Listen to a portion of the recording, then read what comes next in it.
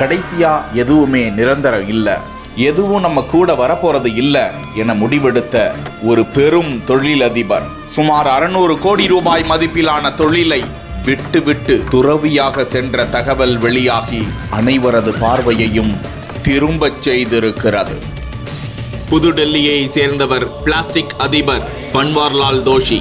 58 வயதான தொழிலதிபர் அகமதாபாத்தில் 1.5 லட்சம் பேர் கலந்து கொண்ட தனக்காக வந்த அத்தனை பெரிய கூட்டத்தினருக்கு நடுவே ஜைன மதத்தில் துறவரத்தை ஏற்றுக்கொண்டு துறவியாகி சென்று விட்டார்.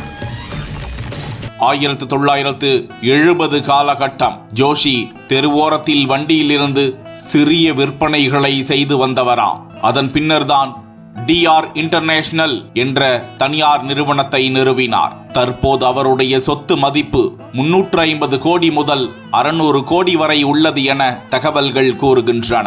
டெல்லியின் பிளாஸ்டிக் கிங் என்று அழைக்கப்படும் அளவிற்கு உயர்ந்துள்ள ஜோஷி இனி பபியரத்னா விஜய் மகாராஜ் சாஹேப் என்று அழைக்கப்படுவாராம். தோஷிக்கு ஜெயின் ஆச்சாரியா ஸ்ரீ குன்ரத்னா சுரீஸ்வர்ஜி மகாராஜ் தீட்சை வழங்கி இருக்கிறார். இவர் சுரீஸ்வர்ஜி மகாராஜின் 108வது சீடராம். அகமதாபாத்தில் உள்ள தீட்சை அரங்கம் கட்டுப்பாட்டு கப்பல் என்ற ஒரு மிகப்பெரிய மடம் என்று கூறப்படுகிறது. ஜெயின் ஆச்சாரியா ஸ்ரீ சூரரத்னா சுரீஸ்வர்ஜி மகாராஜை நிகழ்ச்சி ஒன்றில் சந்தித்த தோஷி அவருடைய கருத்துக்களை ஏற்றுக்கொண்டு துறவர வாழ்க்கையை ஏற்றுக்கொண்டு சென்று விட்டாராம். மேலும் தோஷி தனது செல்வத்தின் பெரும் பகுதியை ஜெயின் தொண்டு நிறுவனங்களுக்கு வழங்க முடிவு செய்து விட்டாராம். முக்கியமாக தொலைபேசிகளை, ஆடம்பர ஆபரணங்கள், ஆடைகளை கைவிட முடிவெடுத்துள்ள தோஷி எளிய வெள்ளை ஆடைகளுக்கு மாறிவிட்டாராம். தினமும் அவர் அதிகாலை 4 மணிக்கு எழுகிறார். பல மணி நேரம்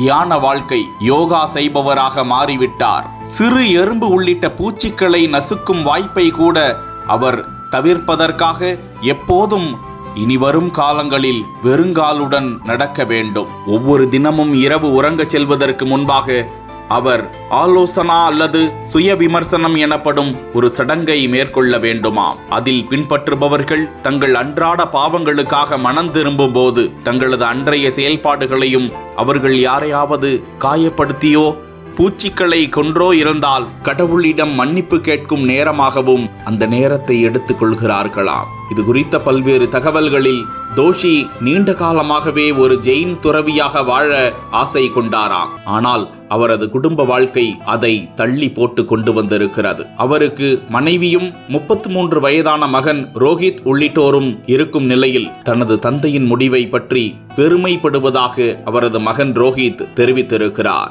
ஒரு பெரும் தொழிலதிபர் தனது பணம், புகழ், ஆடை, ஆபரணம் அனைத்தையும் தவிர்த்துவிட்டு துறவியாகி இருப்பது தற்போதுதான் அவருக்கு மேலும் மரியாதையை குவித்து வருகிறது என்று சொன்னால் மிகையாகாது.